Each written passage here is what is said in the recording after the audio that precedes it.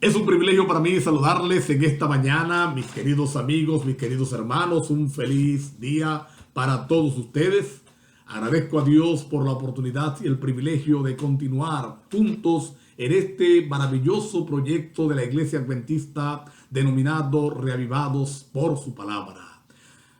Oro para que cada capítulo estudiado sirva de bendición para cada uno de nosotros, extraigamos lecciones que fortalezcan nuestra fe, fortalezcan nuestra relación con el Señor y nos inspiren cada día a servir más y mejor a este reino y prepararnos para estar con Cristo Jesús cuando Él venga por segunda vez.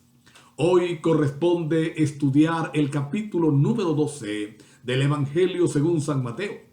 Y varios eventos van a estarse suscitando en este capítulo, cada uno de ellos lleno de gran valor espiritual para todos nosotros, y están colocados allí por Mateo para que aprendamos de ellos y en consecuencia vivamos la vida que el Señor quiere que vivamos.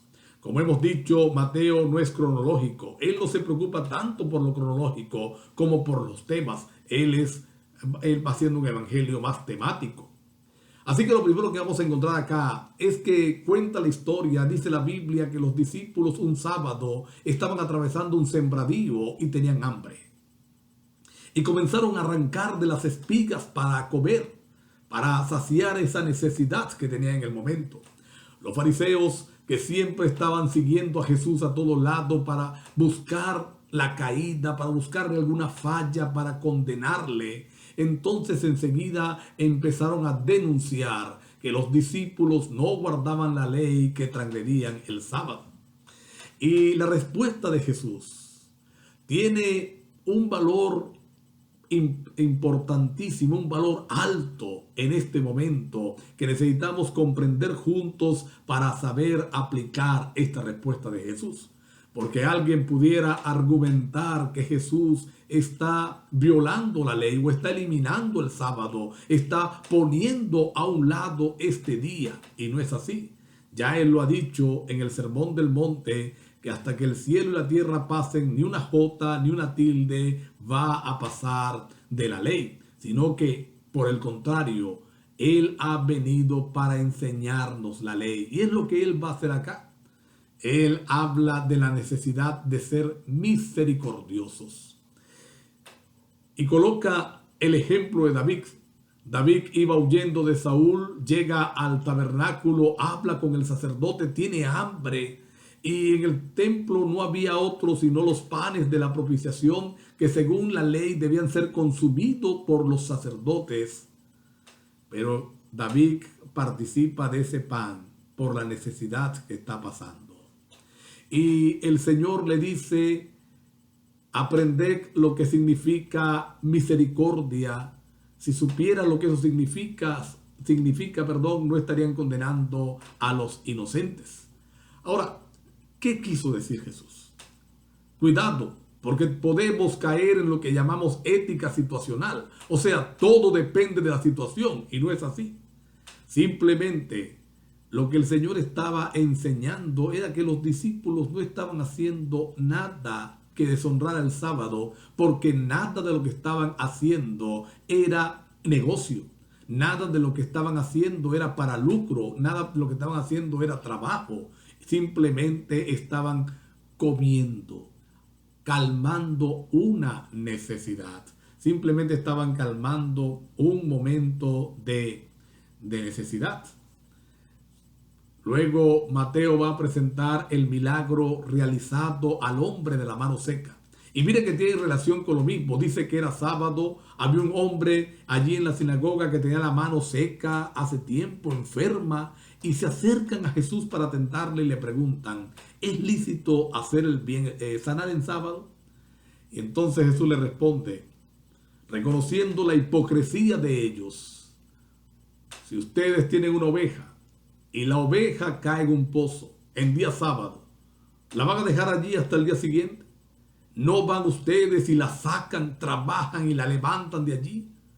Entonces Jesús le está diciendo: si una oveja, que es un animal, que no tiene gran valor delante del valor del ser humano, somos capaces de rescatarla en sábado, cuanto más un hombre que tiene una enfermedad ser curado en sábado. Así que el Señor está enseñando acá, en primer lugar, yo soy Señor del sábado. Él se lo dice allí a los fariseos y a los sacerdotes. Y en segundo lugar, Él declara, es lícito hacer el bien el sábado. Algunos acusan a la iglesia adventista de el sábado abandonar todo. Y lo que la iglesia abandona es la comodidad, o mejor dicho, el trabajo para el beneficio personal, para dedicar completamente el tiempo a la obra del Señor. Y si mediante esa obra necesitamos hacer un bien que involucre alguna actividad secular, entonces es lícito hacerla porque lo estamos haciendo para bien. Llegamos un sábado a visitar a un enfermo y el enfermo está en cama, postrado, no tiene a nadie. Nos damos cuenta que tiene toda la ropa sucia y no se la vamos a dejar sucia porque dejársela sucia sería más pecado. Tiene la casa sucia, no se la vamos a dejar sucia. Pero si yo barro mi casa y lavo mi ropa en sábado, ahí sí estoy violando. Es lícito hacer el bien el sábado. Luego encontramos el complot de los fariseos para matar a Jesús. Dice que Jesús se apartó de allí, mucha gente le estaba siguiendo y empieza a hacer milagros, a curar de ellos todos los que estaban enfermos. Y le traen a un endemoniado, ciego y mudo. El Señor lo libera, el Señor lo limpia, el Señor lo sana. E inmediatamente empezaron los runrunes, empezaron las acusaciones, empezaron los chismes. Algunos preguntaban, ¿es este el hijo de David? ¿O este es el hijo de David que esperamos? Decían otros. Otros decían, como los fariseos, no, lo que pasa es que él tiene a Baalzebut y echa demonio por Baalzebut. Y el Señor le dice, si el diablo se divide él mismo, entonces pierde, porque una casa dividida contra sí misma no puede sanar. Pero, ojo, si el que está haciendo la obra es Dios, entonces el reino de los cielos ha llegado, el reino de los cielos se ha acercado. Y allí es donde el Señor va a expresar aquella frase fuerte que necesitamos esta mañana recordar y reconocer. Él dice, el que no es conmigo, contra mí es. Y el que conmigo no recoge, desparrama. ¿Qué significa esto? Hay personas que creen que hay tres caminos. El camino de Dios, que es el camino de los santos, aquellos que quieren estar en una religión. El camino del enemigo, que los transitan aquellos que son malos, ladrones, borrachos, prostitutas, todo lo malo que dice el ser humano que es. Y un tercer camino, que es mi propio camino. No le hago mal a nadie, no tengo por qué estar en una religión, no tengo por qué estar, yo estoy bien.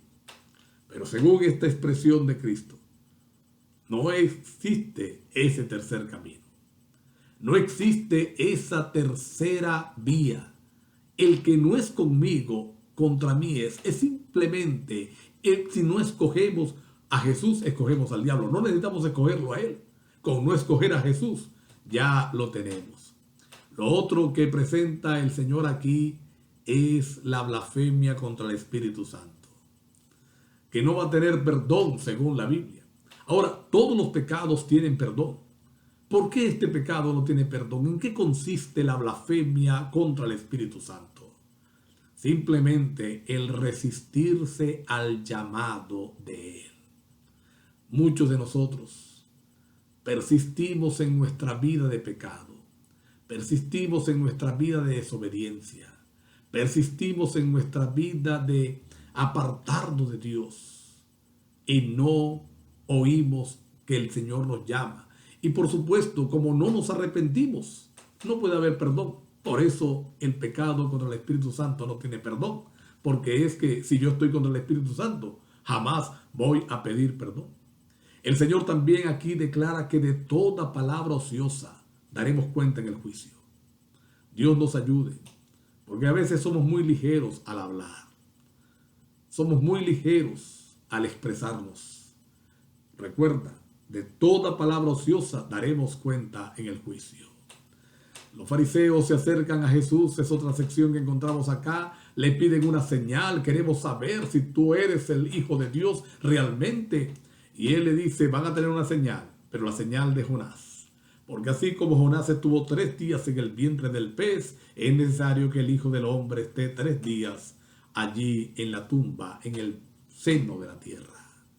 Él se estaba refiriendo a su crucifixión, al tiempo que iba a estar en la tumba de José de Arimatea y para resucitar luego para convertirse en nuestro Salvador, en nuestro ayudador, en nuestro consolador, en nuestro intermediario.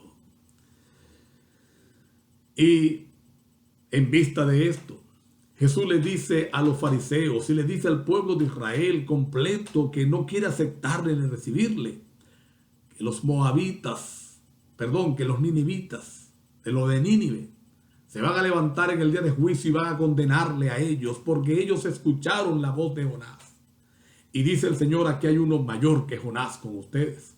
La reina de Sabat vendrá del sur, se levantará también en el juicio y condenará a los israelitas porque ella escuchó de la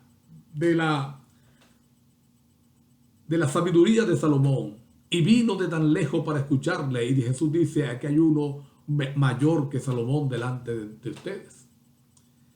Ahí encontramos también la sección del espíritu inmundo. Dice que un espíritu inmundo cuando sale, recorre varios lugares, vuelve al lugar de donde salió, encuentra la casa barrida, recogida, ordenada, pero sola. Busca 7 espíritus peores que él y entra nuevamente a esa habitación, a esa persona. Y el Señor con esto está ilustrando que no solamente basta pedir perdón, sino que necesitamos ser llenos de Dios todos los días. No solamente basta con que salgan el espíritu de pecado, si no lo sustituimos por el Señor, si no le permitimos al Señor llenar nuestra vida, Él va a volver. Y va a volver con 7 espíritus peores que Él. Terrible. La última sección que encontramos en este capítulo. Él estaba predicando, dice la Biblia, y alguien le dijo, mira, tu madre y tus hermanos están allí afuera. Ellos están llamándote. Y Jesús responde de una manera extraña. Jesús dice, mi madre, mis hermanos. ¿Quiénes son mi padre y mis hermanos? Todo el que hace la voluntad de mi Padre, todo el que obedece, ese es mi Padre, ese es mi hermano. ¿Por qué Jesús responde así? Los hermanos, que sin duda se refiere a los hijos de José de su primer matrimonio. José era viudo. No eran hijos de María. De hecho, cuando él muere en la cruz, recuerden que le deja a María al cuidado de Juan porque no tiene más hijos. Ellos no creían en Jesús. Y querían disuadirlo de la obra que estaba haciendo, de no meterse en lío con los fariseos, de no meterse en lío con los sacerdotes, de respetar el statu quo. Y ellos convencen a María que vaya a buscarlo. Ellos razonaron de esta forma, a María, su mamá, sí le va a escuchar. Por eso el Señor, conociendo lo que estaba pasando afuera, entonces responde de esa manera, dando a entender que Él es Dios, más nadie. Ahora, la fe de María era grande. María sí creía en el Señor, pero se dejó persuadir por los hermanos de Jesús, por los hijos de José. Pero el Señor enseña una lección. Es a Dios, es a Jesús a quien hay que obedecer. Es a Él al que hay que oír. Es a Él a quien hay que hacerle caso. Vamos a inclinar nuestro rostro para orar. Querido Padre, muchas gracias por la bendición del capítulo de hoy. Gracias, Señor, por esta misericordia. Gracias por tu bondad. Gracias, Padre, porque nos amas. Ayúdanos. Danos un día feliz. En el nombre de Jesús. Amén. Dios les bendiga ricamente a cada uno.